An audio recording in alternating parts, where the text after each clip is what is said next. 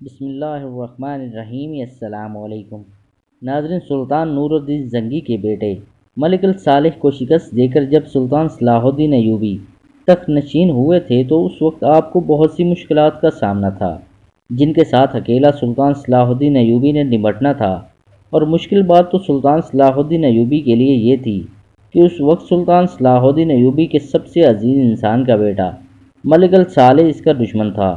سلطان صلاح الدین ایوبی نے تخت سنبھالنے کے بعد پوری سلطنت کا نظام اپنے ہاتھ میں لے لیا اور تمام چیزوں کا مطالعہ کرنے لگے۔ سلطان صلاح الدین ایوبی نے دن دگنی رات چگنی کر کے ایک ایک چیز کا معائنہ کیا اور پوری سلطنت کا نظام بحال کرنے کا حکم دیا۔ اتنے میں سلطان صلاح الدین ایوبی کو بتایا گیا کہ سلطان معظم مصر میں کوئی ایسی مضبوط جیل نہیں جس میں بڑے بڑے قیدیوں اور مجرموں کو رکھا جائے۔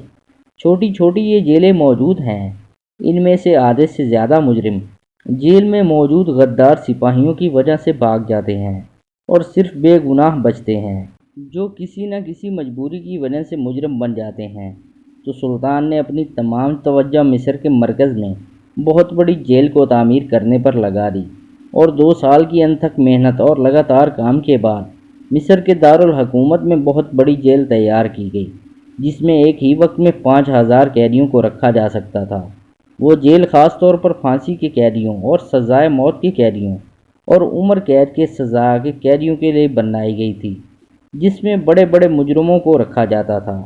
اور اس جیل میں بہت سے کمرے ایسے بنائے گئے تھے جن میں سلطان کے قریب رہ کر جاسوسی کرنے والے جب پکڑے جاتے تو سلطان نے اس جیل میں ایسی ایسی چیزیں بنوائیں جس سے ان کو اذیت دے کر ان جاسوسوں کے منہ سے راز اگلوائے جاتے۔ جب جیل تیار ہو گئی تو ملک بھر سے بڑے بڑے قیدی لا کر اس جیل میں بند کر دیے گئے، اور اب سلطنت کا نظام کافی حد تک بہتر ہو چکا تھا۔ تو سلطان صلاح الدین ایوبی رحمۃ اللہ علیہ نے علی بن سفیان سے مشورہ کیا اور بتایا کہ میں چند سپاہیوں کے ساتھ جیل کا دورہ کرنے جا رہا ہوں۔ اپنی آنکھوں سے دیکھنا چاہتا ہوں کہ جس مقصد کے لیے میں نے اس جیل کو تعمیر کروایا، کیا اس جیل میں اس طرح کا نظام ہے یا پھر کوئی گڑبڑ تو نہیں۔ سلطان صلاح الدین ایوبی اپنے چند اہم اور بہادر سپاہیوں کے ساتھ گھوڑے پر سوار ہوئے اور جیل کی طرف روانہ ہو گئے۔ چند گھنٹوں کے بعد دوپہر کا وقت تھا۔ سلطان صلاح الدین ایوبی مصر کی سب سے بڑی جیل میں پہنچ چکے تھے۔ جیلر نے سلطان صلاح الدین ایوبی کا بھرپور استقبال کیا اور سلطان کو اس جیل کا نظام دکھانے کے لیے سلطان کو ایک ایسی جگہ لے گئے جہاں ایک نوجوان 17 سالہ لڑکے کو پھانسی دینے والے تھے۔ سلطان اپنی نشست پر تشریف فرما تھے، سپاہی ساتھ میں کھڑے تھے، قاضی صاحب بھی موجود تھا، جیلر کا انچارج بھی سلطان کے ساتھ موجود تھا۔ اور اب جلاد نے نوجوان کو پھانسی دینے کے لیے اپنی تلوار نیام سے نکالی تو اتنے میں قاضی صاحب نے کہا کہ جس طرح ہمارے سلطان کا حکم ہے کہ کسی بھی قیدی کو سزائے موت دینے سے پہلے اس کی آخری خواہش ضرور پوچھنی چاہیے، لہٰذا اس نوجوان 17 سالہ لڑکے کو پھانسی دینے سے پہلے اس کی آخری خواہش پوچھی جائے۔ سلطان اس نوجوان کو بڑے غور سے دیکھ رہے تھے۔ وہ نوجوان شکل سے کسی بھی طریقے سے مجرم نہیں لگتا تھا، جس کے ہاتھ دودھ کی طرح سفید، جس کا چہرہ مکھن سے زیادہ نرم و ملائم تھا۔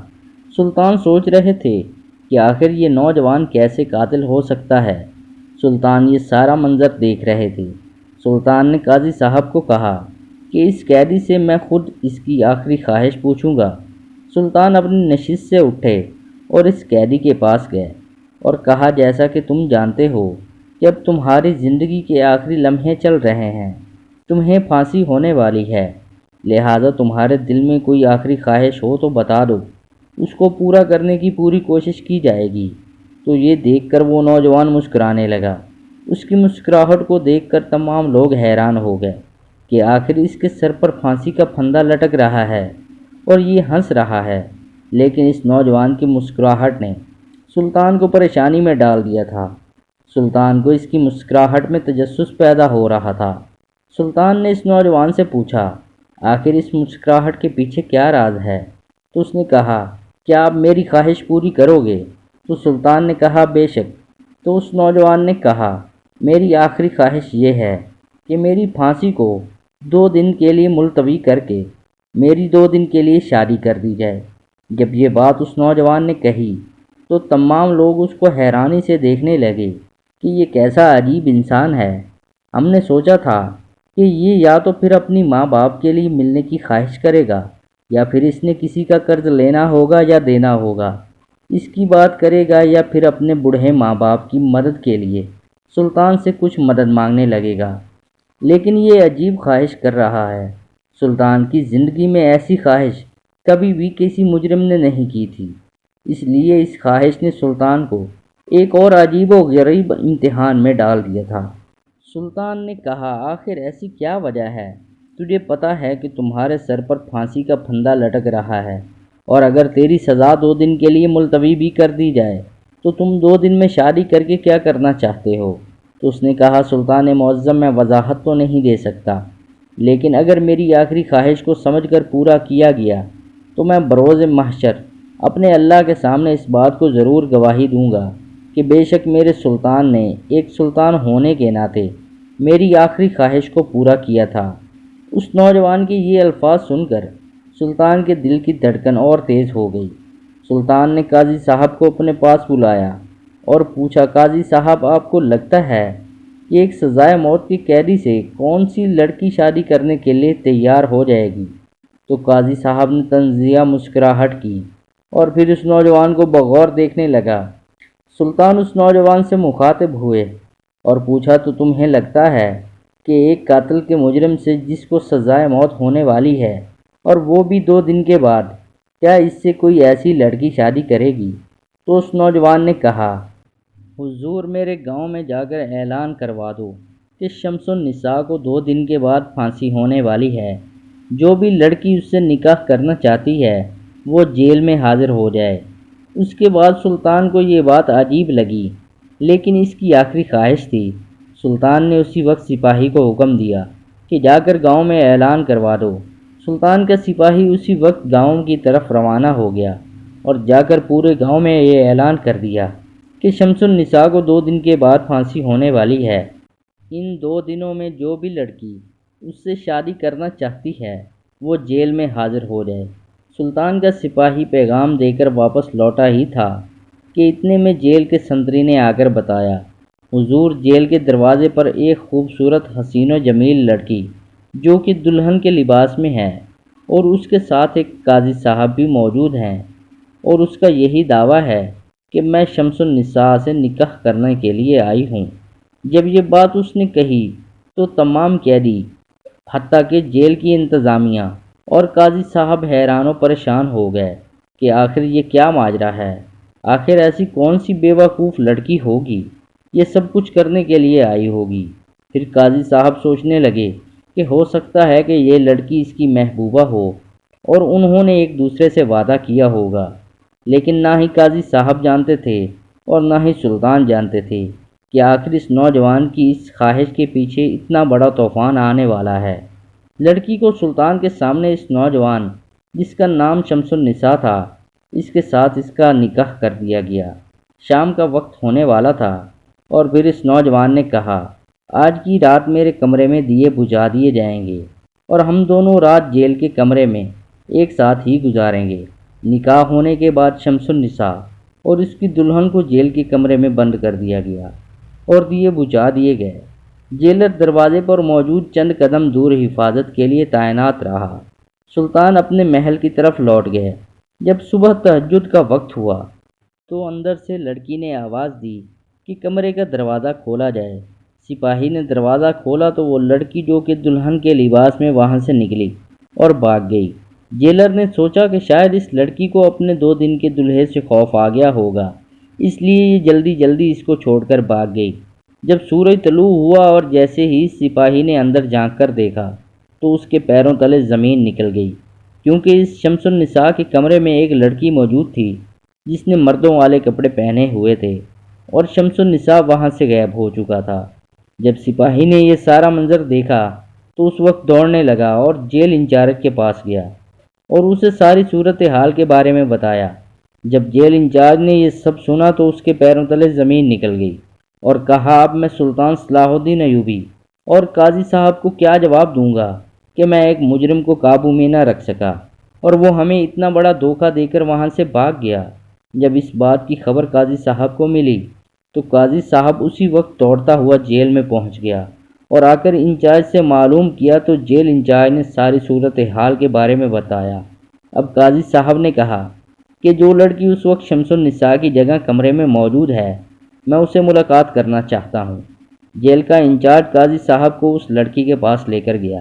قاضی صاحب نے کہا اگر تم چاہتی ہو کہ ہم تمہیں شمس النساء کی جگہ پھانسی نہ دیں تو ہمیں ساری حقیقت بتاؤ، ورنہ تمہیں ساری زندگی اسی جیل میں ہی گزارنی ہوگی، کیونکہ تم نے ایک مجرم کو بھگانے میں اتنی بڑی مدد کی۔ اس طرح کی محبت میں نے اپنی زندگی میں کبھی نہیں دیکھی۔ کیا تم دیوانی ہو یا پھر غافل ہو؟